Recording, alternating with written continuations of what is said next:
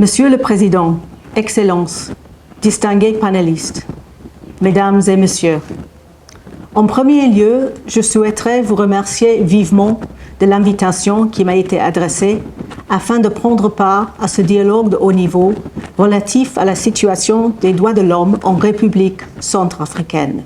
Depuis que j'ai pris mes fonctions dans ce pays en juillet 2023, j'ai pu constater l'engagement et les efforts quotidiens du gouvernement pour s'approprier les questions des droits de l'homme.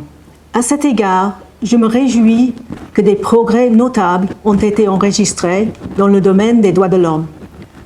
Je songe notamment à l'adoption de la politique nationale des droits de l'homme, accompagnée d'un plan d'action initial pour 2023 à 2027, à l'extension du plan national de lutte contre les violences sexuelles liées au conflit jusqu'en 2026, à l'engagement du gouvernement de lutter contre l'impunité des violences sexuelles liées au conflit, avec la préparation d'une feuille de route en coopération avec les partenaires techniques et financiers.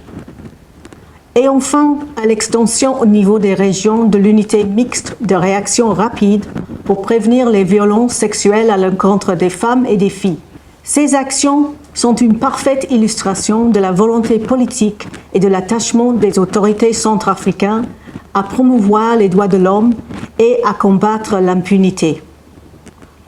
Toutefois, malgré ces efforts et des améliorations dans certains domaines, la situation sécuritaire à travers le pays demeure volatile et continue de poser des défis en matière de respect des droits de l'homme, notamment dans les zones reculées, où les groupes armés demeurent actifs. S'inscrivant dans une logique économique, ces groupes armés cherchent, entre autres, à contrôler des territoires et leur population, ainsi que des zones et des sites d'extraction riches en ressources naturelles. Ainsi, des attaques sont commises à l'encontre des civils, lesquelles s'accompagnent d'abus et de violations, affectant particulièrement les femmes et les enfants.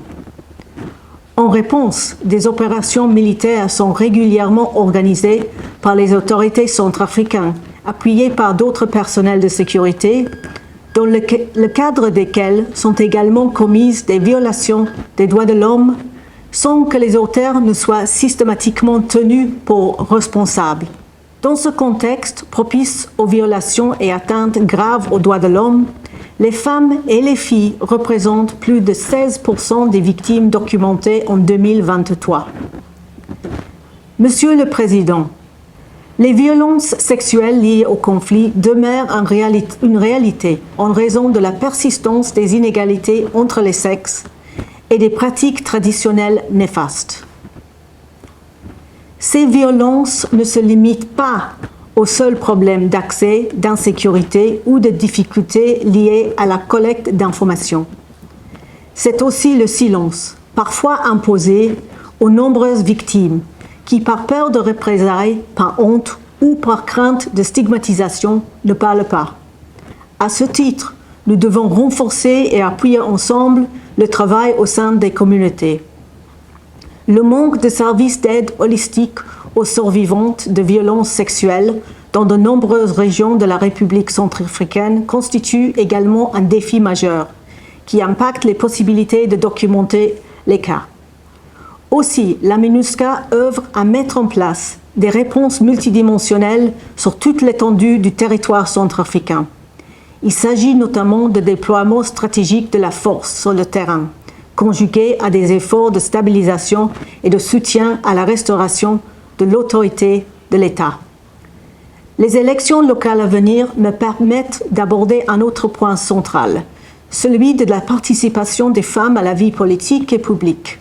Rappelons ici avec force que les femmes sont des vecteurs clés de consolidation de la paix, de réconciliation et de développement. À cet égard, des dispositifs et des mesures adéquates devraient être mis en place en faveur des femmes afin de promouvoir la participation et leur leadership, mais également assurer leur protection. Trop de femmes sont l'objet d'intimidation, de menaces de mort, de violences lors des campagnes électorales et le jour des scrutins. Monsieur le Président, et distingués invités. La coopération entre la MINUSCA et le gouvernement de la République centrafricaine a conduit à un engagement constructif de ce dernier dans le cadre des mécanismes de protection au niveau international.